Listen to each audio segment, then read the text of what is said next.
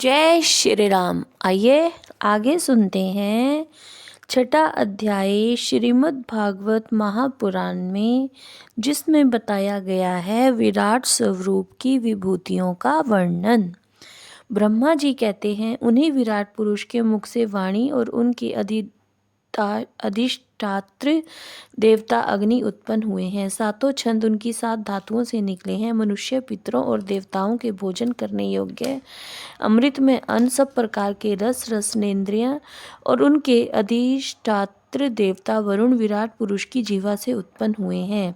उनके नासद छिद्रों से प्राण, अपान, व्यान, उदान और समान, ये पांचों प्राण और वायु तथा घ्राणेन्द्रियों से अश्विनी कुमार समस्त औषधियाँ व साधारण तथा विशेष गंध उत्पन्न हुए हैं। उनकी नेतेंद्रिय रूप और तेज की तथा नेत्र गोलक स्वर्ग और सूर्य की जन्म भूमि है। समस्त दिशाएं और पवित्र करने वाले तीर्थ कानों से तथा आकाश और शब्द श्रोतेंद्रिय से निकले हैं। उनका शरीर संसार की सभी वस्तुओं के सार भाग तथा सौंदर्य का खजाना है। सारे यज्ञ, स्पर्श और वायु उनकी त्वचा से निकले हैं।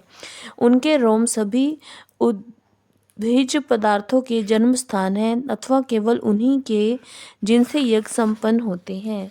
उनके केश, दाढ़ी, मूछ और नखों से मेघ, बिजली, शिला और लोहा आदि धातुएं तथा भुजाओं से प्राय संसार की रक्षा करने वाले लोकपाल प्रकट हुए हैं। उनका चलना फिरना भू भुवः स्वः तीनों लोकों का आश्रय है। उनके चरण कमल प्राप्त की रक्षा करते हैं और भयों को भगा देते हैं तथा समस्त कामनाओं की पूर्ति उन्हीं से होती है। विराट पुरुष आनंद का उद्गम स्थान है। नारद जी विराट पुरुष जो है, उनकी पीठ से पराजय, धर्म और अज्ञान, नाड़ियों से नदी और हड्डियों से पर्वतों का निर्माण हुआ है। उनके उदर में मूल प्रकृति, रस नाम की धातु तथा समुद्र, समस्त प्राणी और उनकी मृत्यु समाई हुई है। उनका हृदय ही मन की जन्म भूमि है। नारद, हम, तुम, धर्म, सनकादि, शंकर, विज्ञान और अंतःकरण सब के सब उनके चित्त के आश्रित हैं।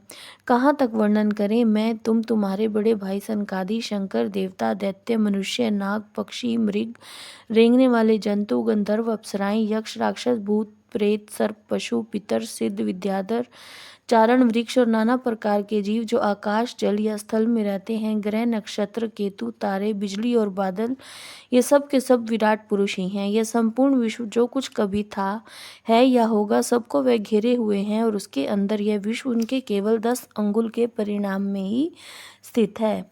जैसे सूर्य अपने मंडल को प्रकाशित करते हुए भी बाहर प्रकाश फैलाते हैं, वैसे ही पुराण पुरुष परमात्मा भी संपूर्ण विराट विग्रह को प्रकाशित करते हुए ही उसके बाहर भीतर सर्वत्र एक रस प्रकाशित हो रहा है।